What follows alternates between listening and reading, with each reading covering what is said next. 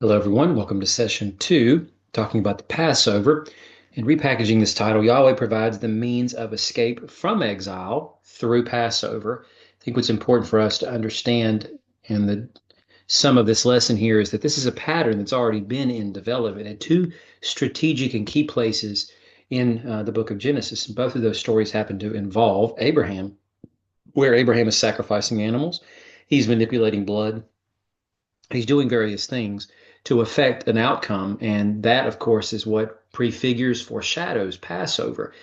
So, what we have here, starting in Genesis 15, and I won't read every single one of these if time doesn't permit, but at least try to hit some of the main ones as highlights.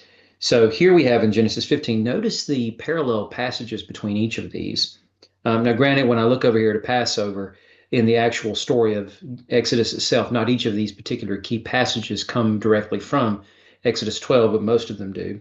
So look at the sky, count the stars, your offspring will be that numerous. This is when Abraham is sacrificing the animals, arranging the carcasses of these varied animals into an alleyway for both he and God to walk through, but eventually God in Abram's dream does this very thing. Then in Genesis 22, when he is sacrificing Isaac, the Akedah, as it's called in Hebrew, I will indeed bless you and make your offspring as numerous as the stars. This comes after the angel stops him from sacrificing Isaac before he offers the ram up. So notice how that's carried in common here. Well, here we have in the Passover, God saying he's going to pass through the land of Egypt and strike every firstborn. So granted, that's not the same by any stretch of the imagination, but it's the mention here of children. The offspring happens to be of both Israelite and Egyptian as well, because if the Israelites do not act in faith and apply the blood, then they will suffer the same fate as the Egyptians do. So the point is there's a connection here to progeny and whether or not there's a blessing or, in this particular case, a curse. But the curse is meant only for Egypt. And of course, the Israelites who have already prospered and become as numerous as the stars are going to be saved through that, right? Going over here, Abraham believed the Lord. God credited to him for righteousness. God and Abraham does the same thing, of course, several years later when he finally has that son, and he has to tell his own son that God will provide for himself a lamb for the burnt offering. Whether he understood as Isaac being substituted out or that somehow God was going to have to raise him from the dead if he had to carry it out, either way, God would be satisfied and provide for what he is demanding of Abraham. And then, of course, the Israelites did exactly what Moses commanded him to tell them, and that was to take the animals and to sacrifice them appropriately. And they did this as an act of faith. So they are representing the exact faith that Abraham had, not knowing exactly how God would spare them because they've never seen anything like this before or even heard of such, except for perhaps understanding the truth of Abraham's story for those who might have been sharing it orally amongst themselves. But to make the connection there, I don't think is necessarily what we should be counting on them making, but we certainly can, understanding how these scriptural stories fit together.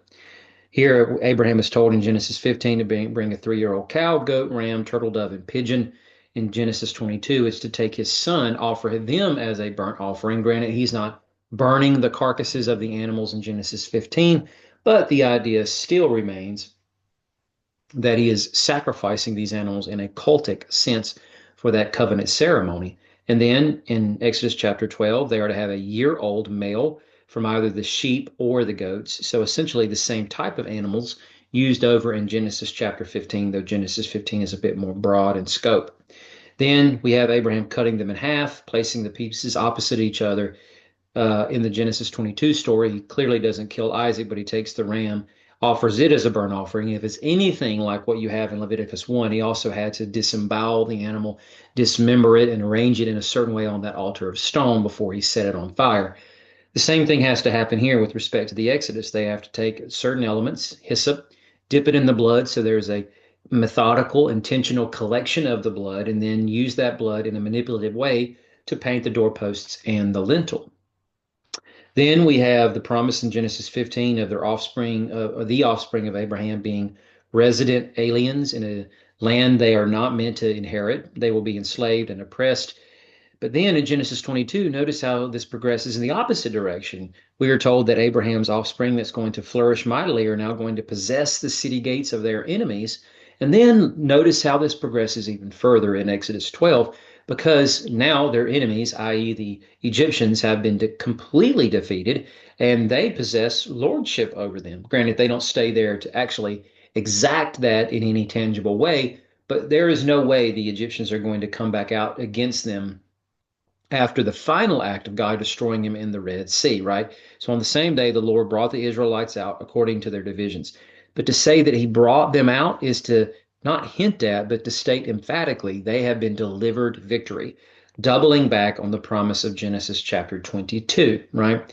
And finally, in Genesis 15, it says they will return here because when the iniquity of the Amorites has reached its full measure, then God will bring this just judgment upon them. But that is not the right, now was not the right time for that when he was speaking to Abraham then.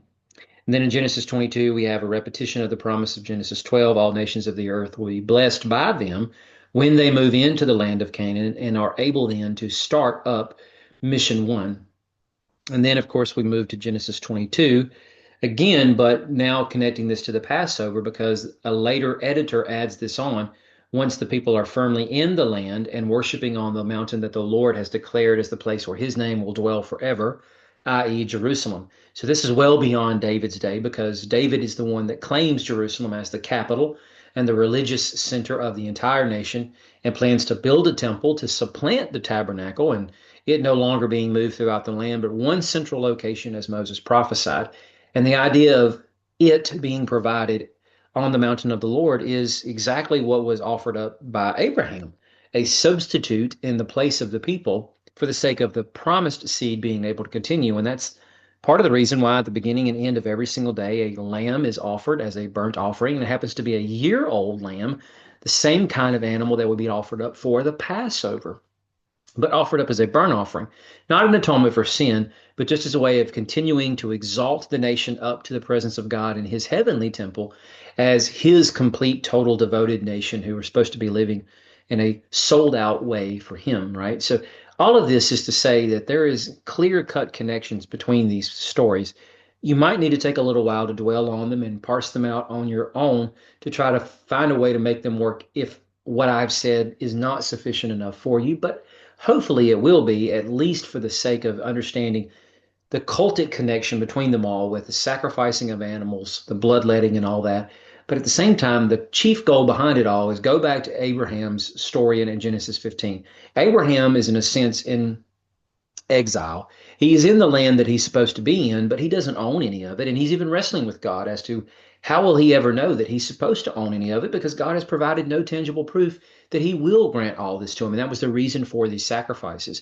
But yet God promises that these people that he is going to come, will come from Abraham, will one day be carted off to a different land and they will be subjugated and oppressed. So this is not encouraging to Abraham until he gets to the point where God will deliver them, bring justice upon the nation that treats them so, and bring them back and they will inherit this land, right? And then, of course, that's what we get to with Genesis 22 and the sacrificing of Isaac. And then all of this releases that blessing because now God knows that Abraham will not withhold anything from him. Abraham's finally learned all the critical lessons in the years of stumbling and fumbling along the way, trying to help God, but making things worse. And in the process of all of that, God is going to release this Eden blessing on all the nations through Abraham's seed. And now that time has come. The mimicked act of Genesis 22 is happening in real time in the Passover because yet again, firstborn sons are on the line, but God is redeeming and rescuing them, ransoming them, as it were, buying them back with the Passover sacrifices that are substituted in place of them, like the ram was for Isaac in Genesis 22. And that's to end their exile because Isaac was consigned in exile to death, but he's released an exodus of his own because the ram takes his place. Well, the exodus begins for them when lambs and goats takes the place of firstborn children, essentially all the houses of the Israelites, and effectively brings about their deliverance. So I hope that's helpful. Thank you for tuning in, and I look forward to seeing you in our next lesson.